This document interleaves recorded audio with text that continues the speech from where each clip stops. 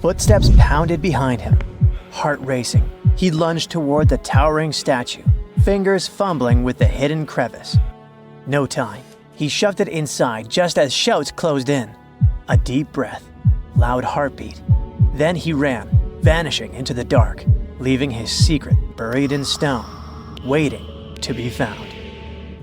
Throughout history, statues haven't just been silent guardians of the past. They've been hiding places for secrets, some deliberately sealed away, others stumbled upon by pure chance. See the most mysterious of them. In 2016, as Australian experts prepared a 645-year-old statue for auction, they uncovered a hidden secret, an ancient banknote tucked inside its hollowed head. Issued in 1371 under Emperor Zhu Yonzang, the note was worth 1,000 copper coins, or 28 grams of silver. More strikingly, it carried a grim warning. Despite passing through multiple owners, the hidden bill remained undiscovered for centuries. A rare relic from an era when paper money was still a novelty, the note was soon listed for auction, its journey through time continuing into the modern world. Statues became more than just symbols. They were guardians, keepers of history, and sometimes even life-saving tools. In 2017, restoration experts working on an 18th century statue in Spain made a remarkable discovery.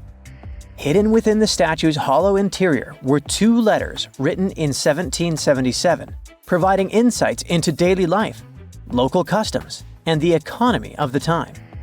Similarly, in 2023, during renovations at the United States Military Academy in West Point, a box was discovered inside the marble base of a statue depicting the hero Tadeusz Kościuszko. Placed there nearly 200 years ago, this time capsule offers a tangible connection to the institution's storied past. The mystery surrounding statues and their potential to hide secrets extends to some of the world's most iconic monuments. Few places are as shrouded in mystery as the Great Sphinx of Giza. For centuries, archaeologists, historians, and explorers have speculated about what might lie hidden beneath its massive limestone figure. Some people thought the Sphinx concealed the legendary Hall of Records, a supposed library containing ancient knowledge, possibly even lost wisdom from Atlantis. In recent years, advancements in ground-penetrating radar technology have revealed voids beneath the Sphinx, leading many to believe that the statue may hide undiscovered chambers or passageways, some possibly linked to royal tombs or hidden structures. The potential of hidden chambers beneath the Sphinx has captivated imaginations for generations. But what is perhaps even more intriguing is the recent work done by researchers from New York University, who studied the environmental forces that shaped the Sphinx.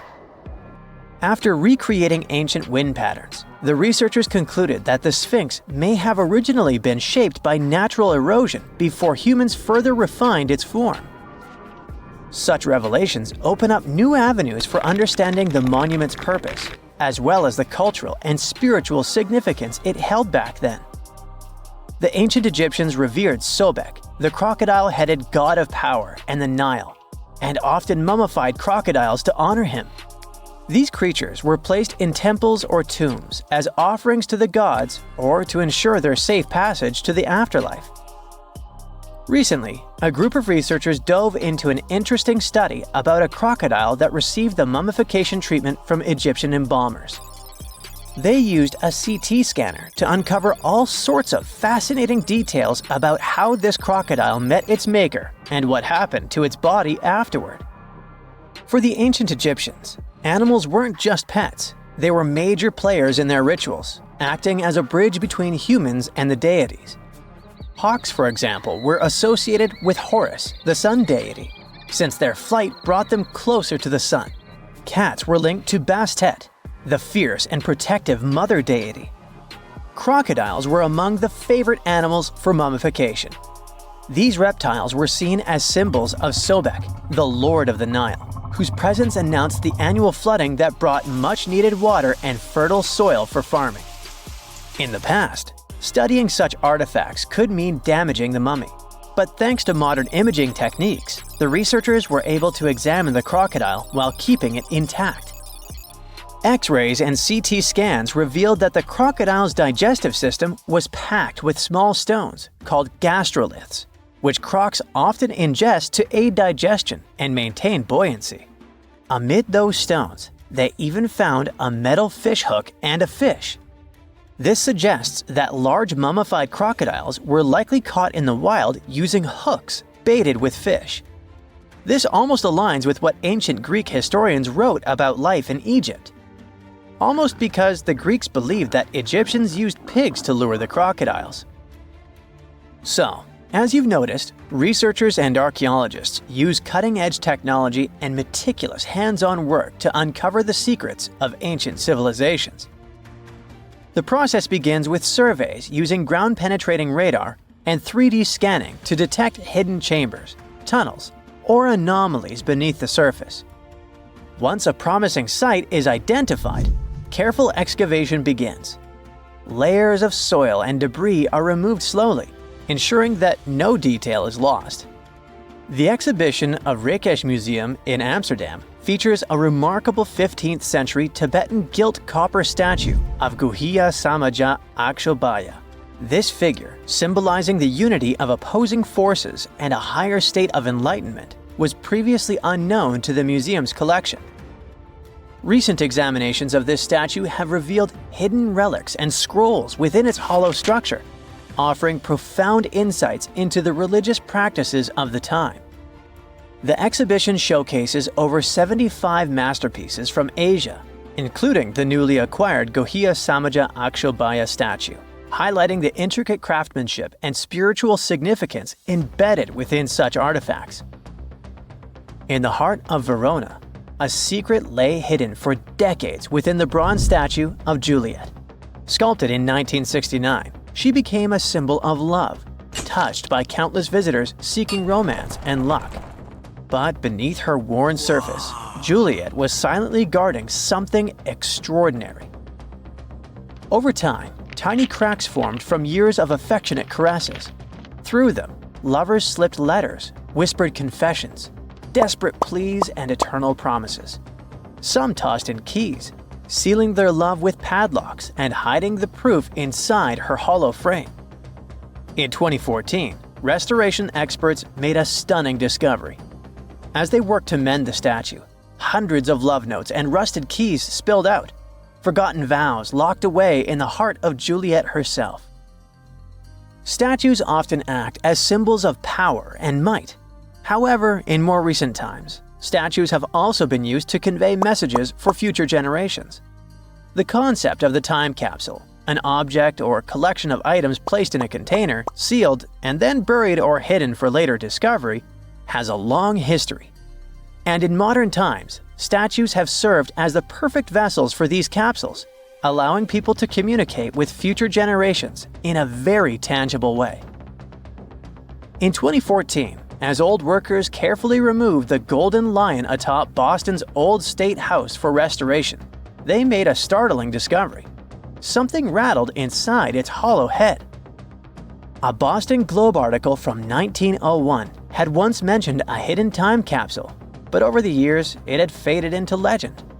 Then, a sculptor's descendant unearthed a long-forgotten letter confirming the truth. Inside the lion's head lay newspapers, photographs, autographs, and letters from Boston's past. Messages sealed away for over a century. As the capsule was opened, it felt like history itself was holding its breath.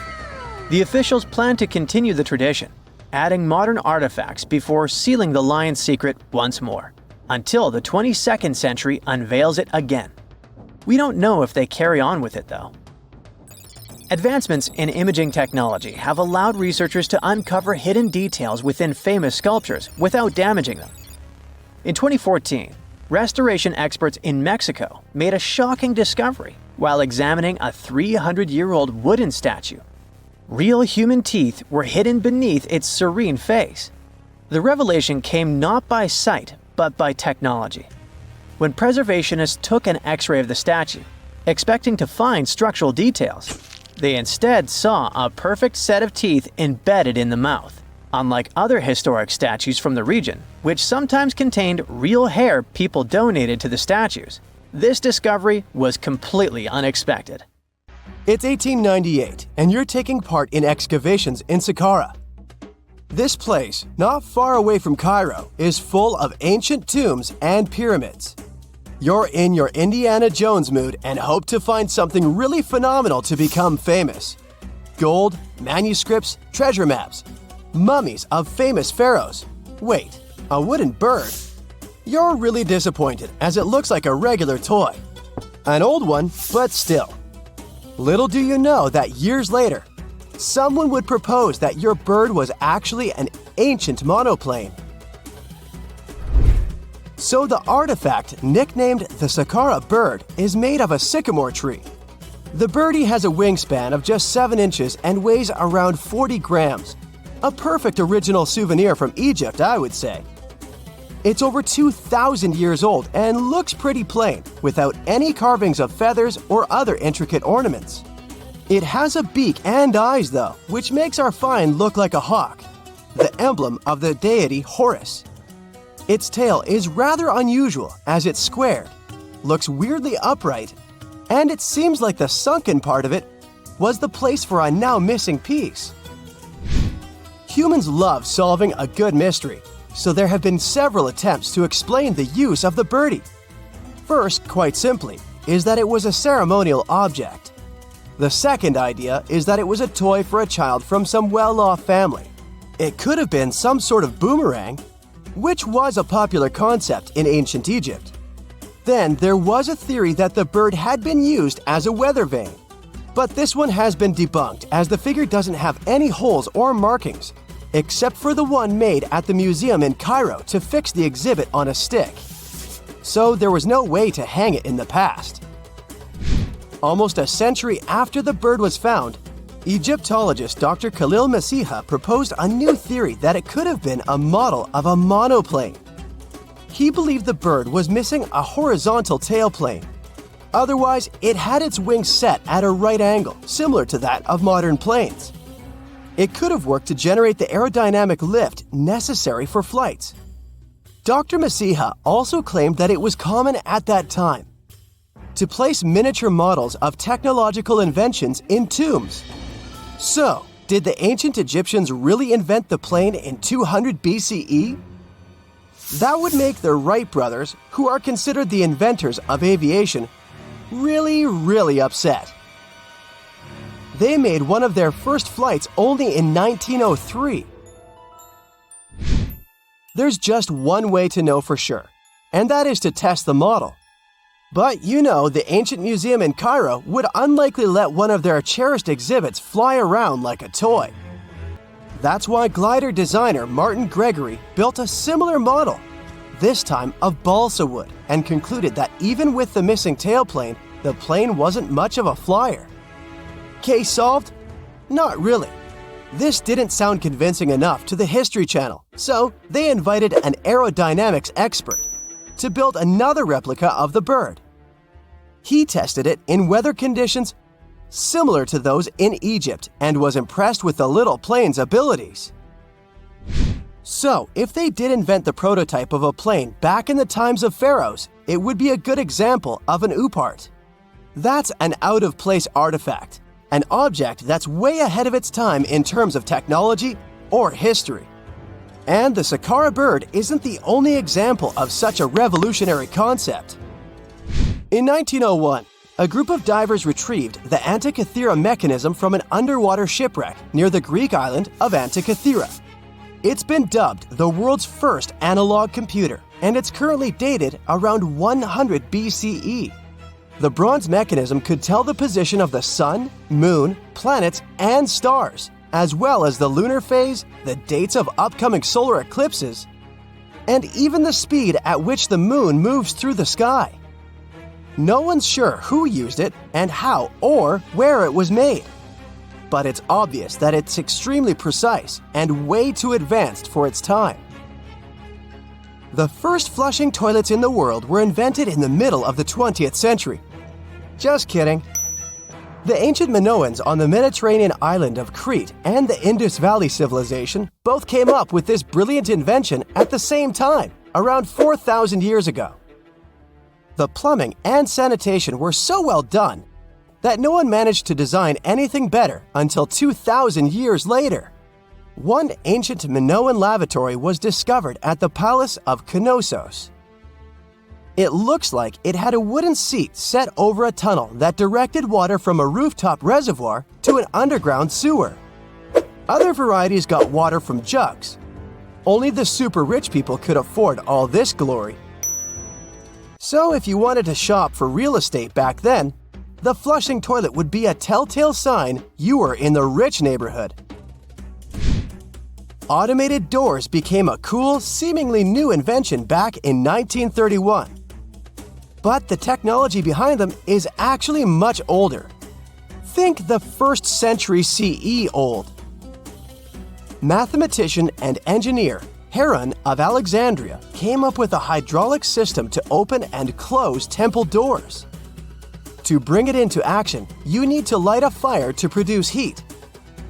There was a brass pot under the fire, half filled with water. The inventor connected the brass pot to containers that acted as weights. When the fire was burning, the water moved into the containers.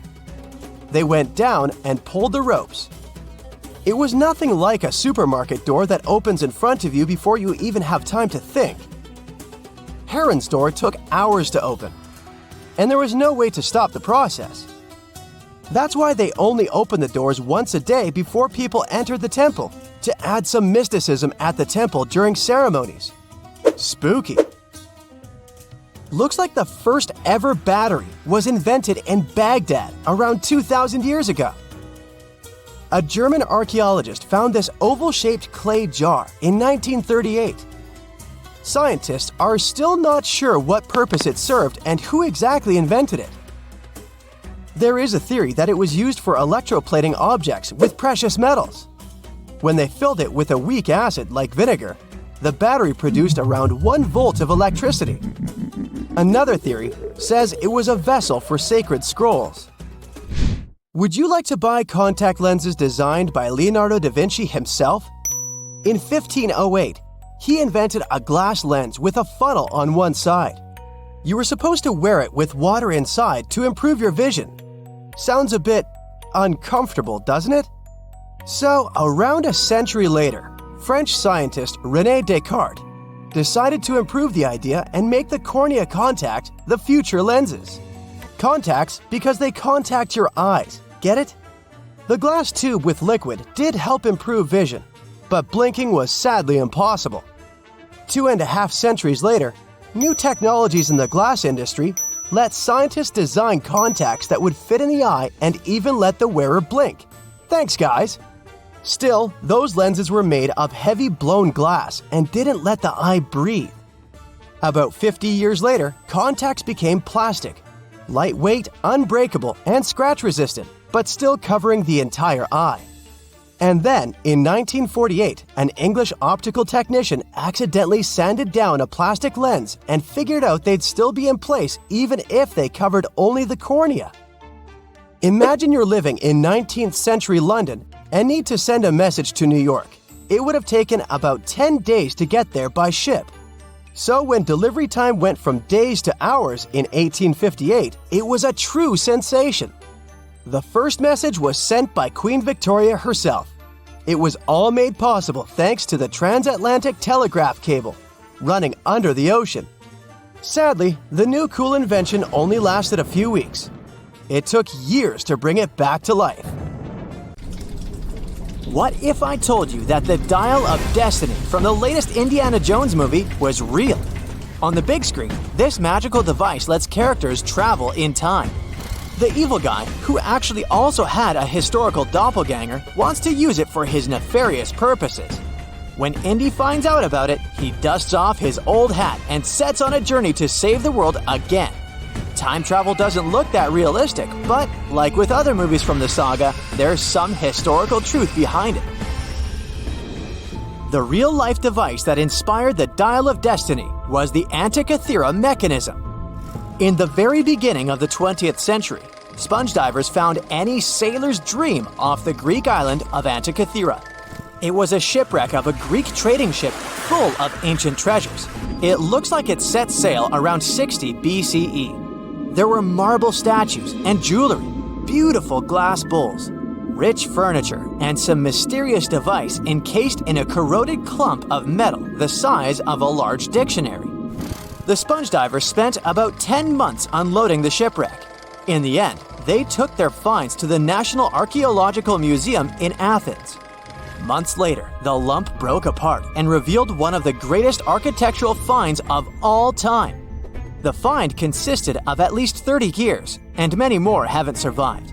It appeared to be a super complex astronomical calculation machine from over 2,000 years ago. The scholars who worked with it couldn't even believe it could have been made in ancient Greece or anywhere else in the world. It was centuries ahead of its time. Over the decades, scholars have used X-rays, CT scans, and all sorts of fancy tools to uncover the mechanism's secrets. They originally thought it must be a navigation device or some kind of time travel contraption. Some even thought it wasn't from our planet. Fast forward to 2021, and a team of geniuses presented a computational model that shed light on how this mind-boggling contraption might have worked. It was like a tiny ancient supercomputer covered in Greek inscriptions that revealed its astronomical secrets.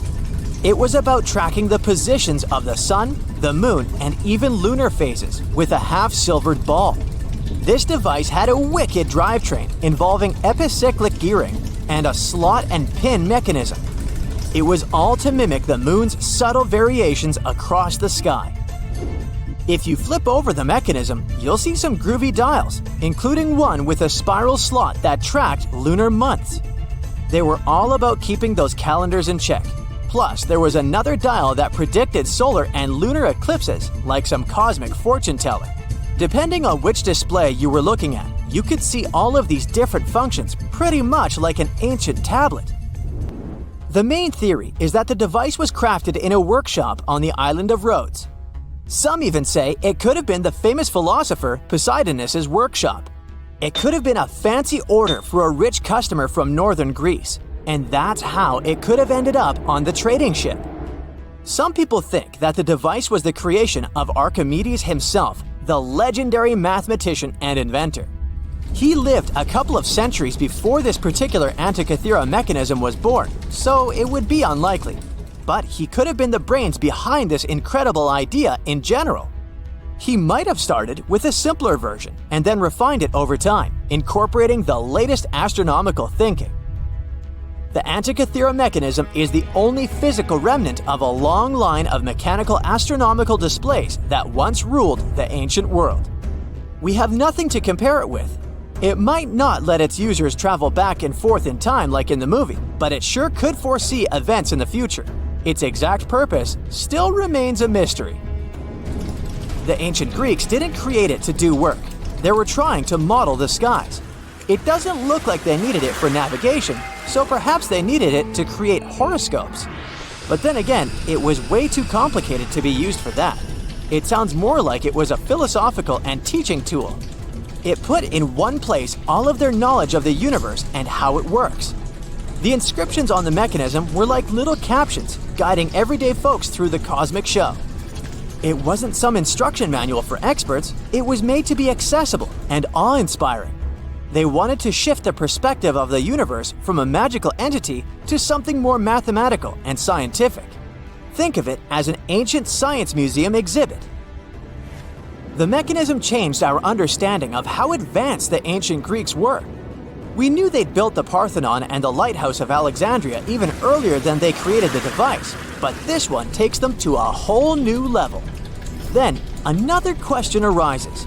Why did it take so long for scientists to catch up and invent something as sophisticated as this ancient marvel? Perhaps there are still some gaps in the historical record. And why haven't we found more of these mind-blowing mechanisms?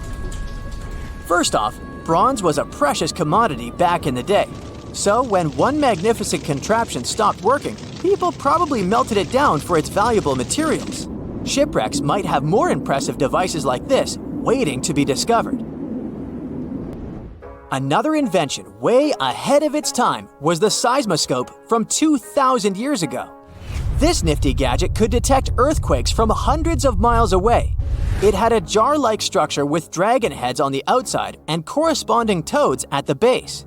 When an earthquake struck, a ball would drop into one of the toads, pointing to the direction of the distant quake. It was like a seismic compass, ancient style. The scientist behind this, whose nickname was the Leonardo da Vinci of China, believed that earthquakes were caused by air and wind. According to him, the air would get all stirred up and compressed, like a mini natural disaster ready to burst out. And when it couldn't escape, the earth would shake and rumble. Nobody knows exactly how the genius pulled off this mind-boggling invention. Even today, researchers scratch their heads in awe since no one has been able to recreate his magical seismoscope successfully. It's like a secret lost in time, waiting to be unraveled. It looks like the first ever battery was invented in Baghdad around 2,000 years ago. It's believed that a German archaeologist found this oval-shaped clay jar in 1936. Scientists are still not sure what purpose it served and who exactly invented it. There is a theory that it was used for electroplaning objects with precious metals, or some kind of electrotherapy. Another theory says it was a vessel for sacred scrolls. The ancient battery had a folded sheet of copper, an iron rod, and several pieces of bitumen inside. Bitumen glued up the upper and lower edges of the jar, and there must have been some weak acid, like vinegar, inside. This mechanism somehow conducted electric current. Automated doors became a cool, seemingly new invention back in 1931. But the technology behind them is actually much older. Think the 1st century CE old. Mathematician and engineer Heron of Alexandria came up with a hydraulic system to open and close temple doors. To bring it into action, you need to light a fire to produce heat. There was a brass pot under the fire, half filled with water. The inventor connected the brass pot to containers that acted as weights. When the fire was burning, the water vapor moved into the containers. They went down and pulled the ropes. It took several hours for the doors to open, and it was almost impossible to stop the process. So the idea behind the doors wasn't to let people enter fast, but to add some mysticism and impress the visitors of the temple. Heron also mentioned in his writings that he had built a similar set of doors at the city gates. One of the largest apocalypses that humanity has experienced happened about 74,000 years ago on the territory of modern Indonesia. It was an eruption of a supervolcano on Mount Toba. It was also the biggest eruption on Earth over the last 2 million years. Even the tragedy of Pompeii, when the volcano Vesuvius destroyed the entire city, was not so large-scale. At the time of the Toba eruption, humanity was as close to extinction as ever. And the problem wasn't in the volcano itself, but in the consequences that came after. Some studies suggest that 3,000 to 10,000 people could survive the period after the eruption. During the disaster, Toba released millions of tons of volcanic ash and soot. This cloud spread across the sky, blocking the sun in India, Indonesia, and over the Indian Ocean. Some scientists claimed the world had been plunged into volcanic winter for several decades. Take a look out the window in cloudy weather. Do you see how gray clouds cover the sky? But still, clouds let the sunlight pass through. It was much worse during the Toba eruption since sulfur dioxide in the volcanic ash reflected sunlight.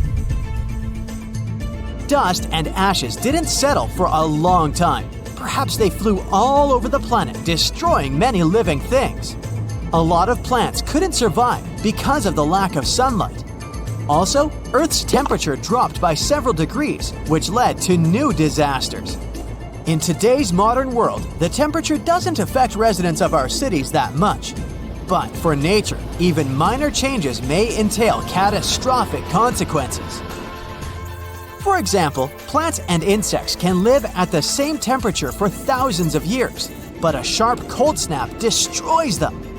This leads to the fact that almost all animals don't get enough food to feed their offspring. The population of all creatures in the wild is dropping. The ancient people of that time survived by hunting herbivores and gathering berries, fruits, and mushrooms. But the eruption destroyed almost all of it. Also, a lack of light caused a lack of vitamin D. As a result, people were starving and they also were pretty depressed. However, some scientists think that many people survived this period quite easily, especially those who lived on the coast of South Africa. The ocean received the most minor damage from the disaster. The tribes who lived near the water caught a lot of fish. Both versions haven't yet been proven. Scientists still try to build an accurate picture of human development after this volcanic apocalypse. About 50,000 years after the Toba eruption, when the sun had finally passed through the gray clouds and the ash settled on the ground, nature and people began to restore the previous balance. But the warm times quickly didn't start as the Ice Age had already begun, and this problem was much more severe, as it lasted for thousands of years. Decreased solar activity and planet orbit changes led to strong temperature drops. Eternal cold covered almost the entire globe, forcing all living beings to migrate and struggle for survival. Such powerful animals as mammoths and saber-toothed tigers couldn't survive the Ice Age. But Homo sapiens were able to adapt to their new weather conditions. People hid in caves, made fires, and improved their hunting skills. Therefore, in a sense, the Ice Age made humanity stronger. In the modern world, such weather can cause significant problems for the global economy and create financial crises worldwide. The last period similar to the Ice Age happened at the beginning of the 19th century. Mount Tambora in Indonesia exploded and released millions of tons of pumice, soot, and volcanic ash into the sky. People who lived on a volcanic island got the most severe damage in the first few minutes, but then the eruption's consequences began to reach the whole world. Volcanic ash again blocked sunlight and led to one of the coldest years in North America and Eurasia. This year, 1816, is better known in history as the year without summer. The ash cloud increased humidity and lowered the temperature in many areas. In the summer of 1816 in Central and Western Europe and North America, a humid climate and cold destroyed the harvest. Prices for goods rose and poor people lost access to food. Logistics and transport also suffered. People used horses to move around at that time, and since oats became expensive, many couldn't afford to keep these animals. Many believe these circumstances inspired the inventor Carl Dreis to create the world's first bicycle. Also, there's a theory that the Tambora eruption helped invent Frankenstein. Several writers, including Byron and Shelley, gathered in a villa in Switzerland where they began to write fantastic novels. Bad weather and rain outside the window inspired Mary Shelley to write a story about Dr. Frankenstein and his monster. Even now, this volcano is active, but it's not going to wake up anymore. But if it happens again, will we be ready this time? Most likely, there will be fewer consequences since we have technologies, big incubators, and greenhouses where we grow livestock, vegetables, and fruits. Of course, winter will provoke a crisis all year round, but we can easily survive it. In the 1930s, another disaster occurred, but this time it was caused not only by nature, but also by people. At that time, many countries were heavily dependent on crops. Vast territories were sown with them. People were engaged in excessive farming. Therefore, when a severe drought began, the soil was quickly depleted. The ground ran out of nutrients necessary for the growth of wheat and corn. This led to the fact that the top layer of soil was turned into tiny dust. Then, west-easterly winds hit such states as Colorado, Nebraska, Texas, and Oklahoma. They rose the dust into the air and formed thick clouds.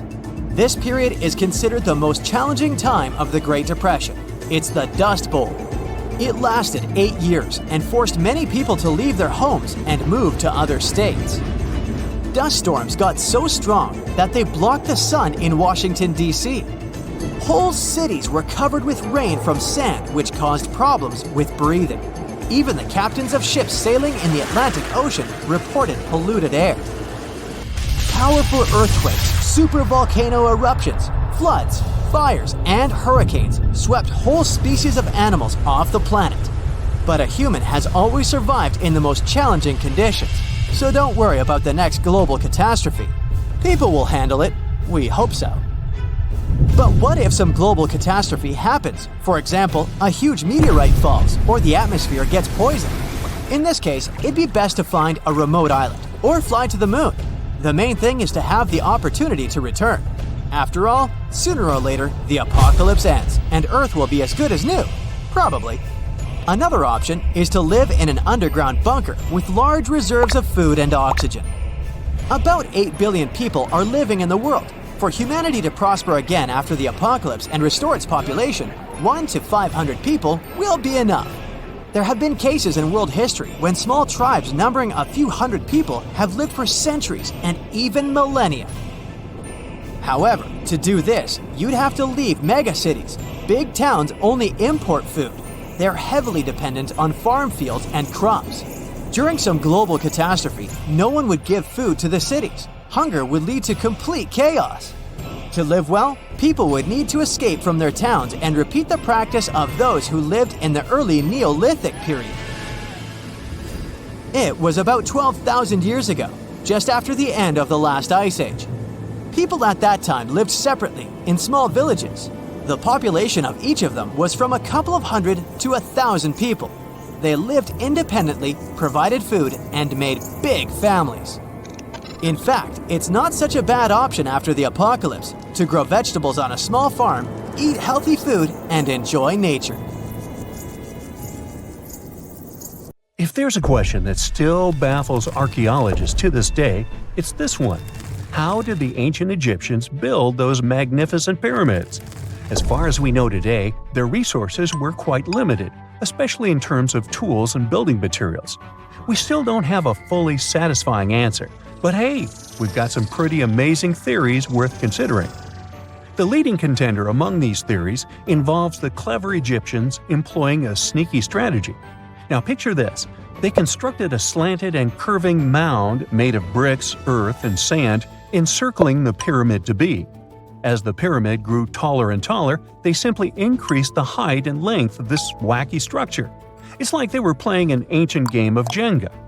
Now, how did they get those massive stone blocks up there? Well, according to the legendary ancient Greek historian Herodotus, they used sleds, rollers, and levers.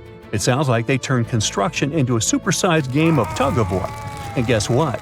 Herodotus also claimed that the Great Pyramid, the one from Giza, the granddaddy of them all, took a whopping 20 years to build. There's more. Herodotus also dropped a mind-boggling number on us. 100,000 men were supposedly involved in this pyramid extravaganza. Did they hire the entire Egyptian population? Well, it might not be as far-fetched as it sounds. These men were probably mostly farmers, so they probably focused on the pyramids when there wasn't much work to be done in the fields. Like during the flood season of the Nile River. Obviously, specialists in the archaeological community had something to add to this theory. By the late 20th century, they discovered some evidence that suggests the workforce might have been smaller and more permanent than previously thought. Instead of a massive army of 100,000 pyramid builders, they proposed that a modest crew of around 20,000 workers, accompanied by support personnel like bakers, physicians, and even spiritual leaders, could have gotten the job done. There was also this theory that claimed that the pyramids were actually built from the top downward. It suggested that these colossal structures were nothing more than isolated hills used as quarries. The stones were supposedly drawn from these hills, and over time, competing engineers took charge and transformed them into the iconic pyramids we know today. Now, before you dismiss this theory as a wild fantasy, some folks thought it wasn't completely crazy. After all, there are instances where isolated hills exist, so maybe this theory had a tiny glimmer of truth. Whether it involved ramp building or ingenious work schedules, one thing is clear. Those pyramids have definitely left their mark on history and on our imaginations. Now, speaking of ancient Egyptian mysteries, there's this gigantic unfinished obelisk sitting in ancient Egypt, and scientists are trying to figure out how it was shaped. Now, some people suggest that our industrious ancestors used handheld pounders to get the job done. One expert has a different take on the matter, though. He argues that if we take a closer look at the pattern left behind by the shaping tool, we'll notice something peculiar. The walls of the trenches surrounding the obelisk display a neat and even pattern, which is pretty unlikely if they were pounded away by mere mortal hands. According to this expert, those horizontal striations are usually the result of a tool that takes breaks while removing material, leaving its mark on the surface. But wait, there's more.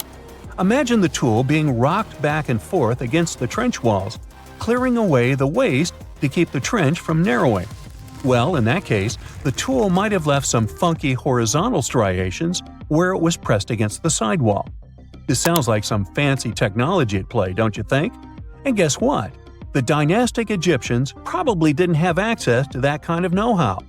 Another famous Egyptologist from way back also uncovered a bunch of core drills during his adventures. Although the actual drill bits are missing, his collection houses these particular core remnants made of limestone, alabaster, and even granite.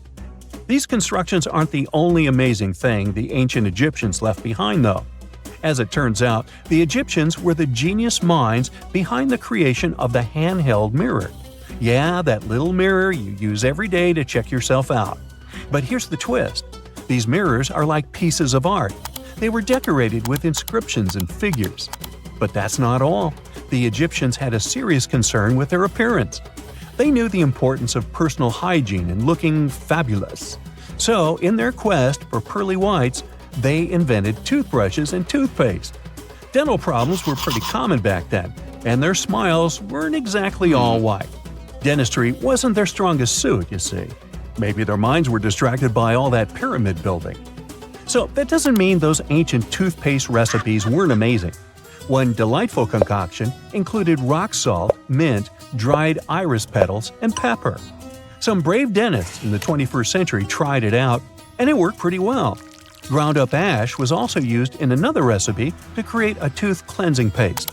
Mint was missing, so that didn't do much for their breath. That's when the genius Egyptians came up with the world's first breath mints. They made tablets from heated spices like cinnamon, and they mixed it with honey. Now, let's shift gears to home decor, Egyptian style. They surely took ornamentation to the next level. While the concept of decorating furniture started in Mesopotamia, the Egyptians cranked it up a notch. They went all out with different colors of ink and even developed various weights of paper.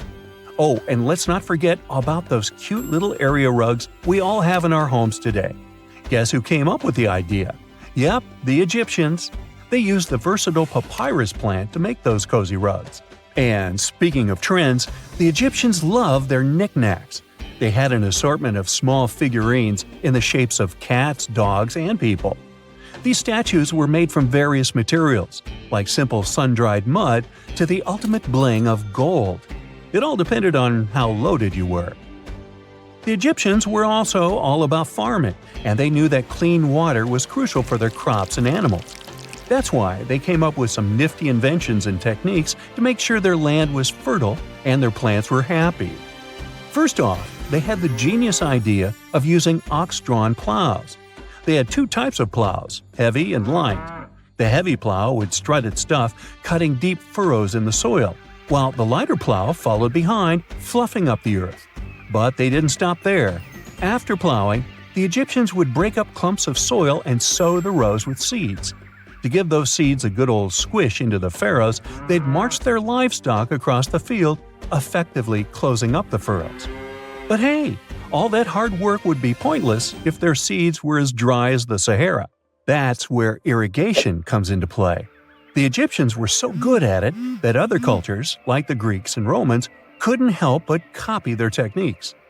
Now let's switch gears and talk about the marvelous architecture of ancient Egypt. These folks weren't just skilled farmers, they were also architectural maestros. They built these fancy canals to carry water to farms and villages, and boy, did they know how to make those canals look pretty. Just imagine strolling along a canal lined with ornate structures. The pharaoh Ramesses the Great was quite the overachiever when it came to construction. One of his mind-blowing creations was the construction located at Abu Simbel. This building was designed so that twice a year, the sun would shine directly into it and illuminate the statues of Ramesses. And let's not forget about the corbelled arch. Without this architectural gem, we'd be missing out on some mind-boggling structures like the Great Pyramid. The Egyptians knew how to make things stand tall and proud, thanks to their engineering and construction wizardry. They built grand halls and inner sanctums that make your jaw drop, and some of these temples doubled as astronomical observatories.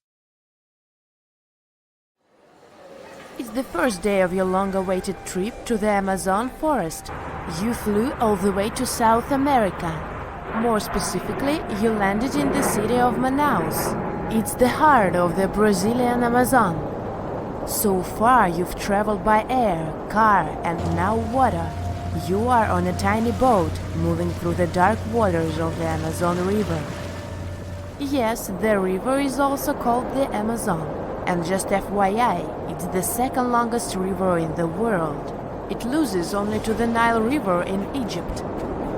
The Amazon sprawls for an impressive 2,700 square miles, beginning in Peru and ending only when it meets the Atlantic Ocean off the coast of Brazil. To get a closer look at the forest, you decide to start by exploring it by boat. First up, you watch some piranha fishing. You can even try to catch one yourself if you like. As you may know, piranhas are carnivorous fish that inhabit the Amazon River, so it might not be your best option to go swimming in these waters. One of the most emblematic species of alligators present in the Amazon River basin is the broad-snouted caiman.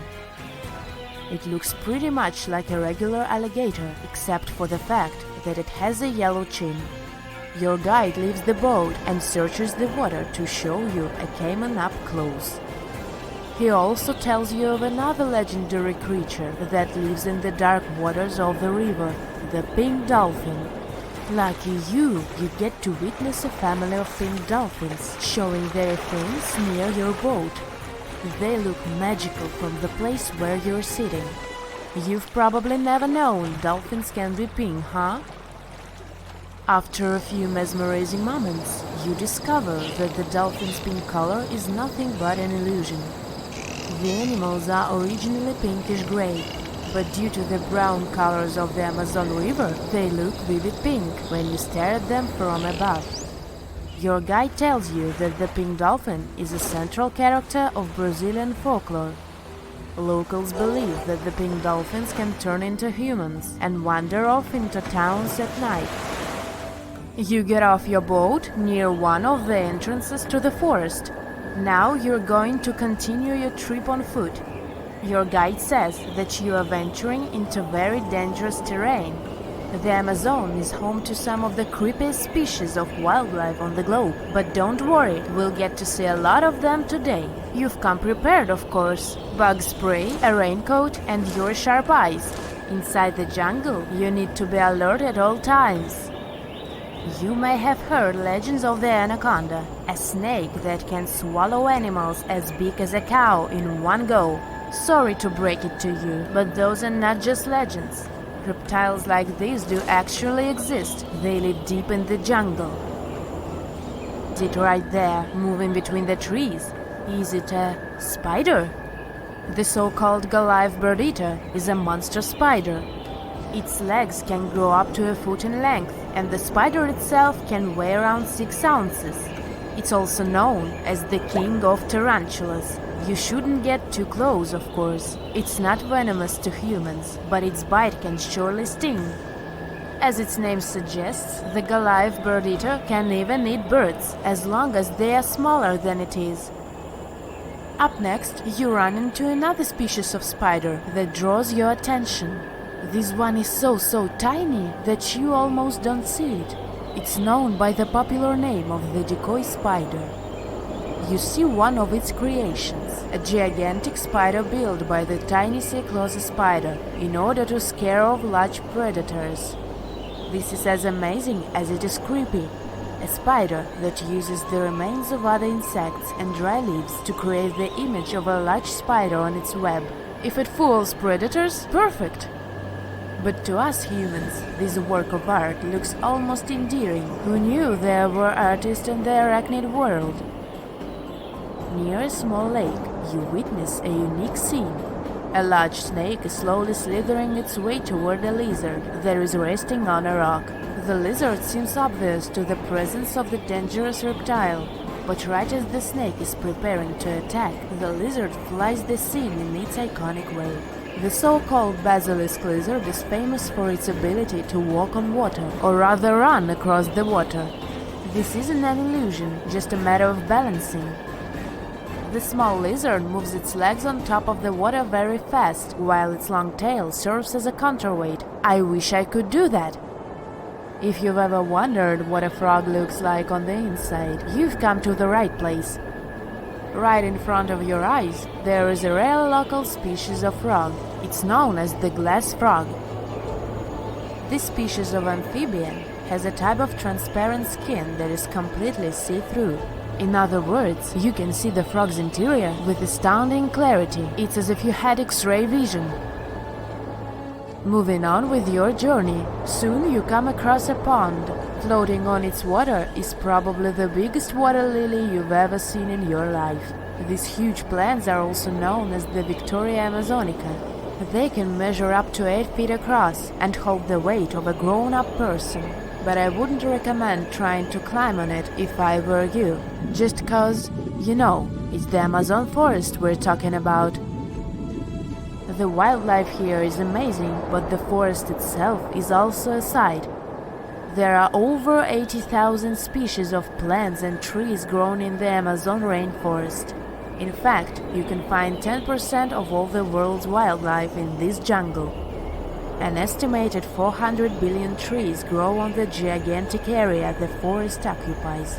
Of course, this place is bound to be biodiverse, right? You won't be able to witness this phenomenon during your trip, but your guide tells you about a unique species of tree that is famous for being able to walk. Yep, you've heard correctly. There are walking trees in the Amazon rainforest. They don't have legs or anything like that, but they do move around in search of better lighting conditions. The Amazon canopy is so thick that only 1% of sunlight can reach the forest floor. Because of this, some trees end up getting less sunlight than others. The so-called walking palm trees seem to be adapted to this situation. They grow new roots, which helps them move for 1 to 2 inches per day. They can walk up to 65 feet per year.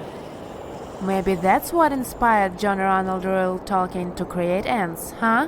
Those are pretty similar tree beings that roam freely around the world. I kid you not, it's not only wildlife that inhabits the Amazon. Actually, over 30 million people live in the forest. And there are also ancient settlements that scientists believe to have been thriving there. And I'm not talking about El Dorado, that's just a myth. But in 2018, a groundbreaking study showed that up to 1 million people probably inhabited the Amazon between 1250 and 1500 CE. Can you imagine that? Working alongside local indigenous people, researchers from the University of Florida found several mounds in the Amazon. Besides these mounds, they also discovered interesting ditches and geoglyphs.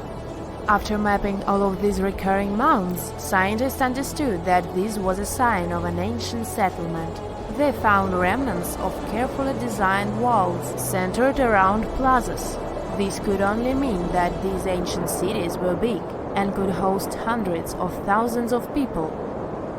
These findings brought back the idea that the Amazon could have been home to thriving civilizations way before the Europeans arrived there. But rather than cities drenched in gold, they were simply well-developed agricultural societies. Imagine you could spend an entire week scanning ancient ruins and taking photographs of the world's most surreal archaeological sites. Would you be up for it? So, let's do some digging. The first stop on your busy itinerary is Southeast Asia. It's home to some pretty cool ruins. You start in Bagan, located in the hinterlands of Myanmar. There are many ways to visit the site, and you're glad you've booked 2 different experiences. The first one is a hot air balloon trip at sunrise. Right before dawn, you board the balloon, and as soon as the sun starts to appear on the horizon, you begin your flight over the marvelous area.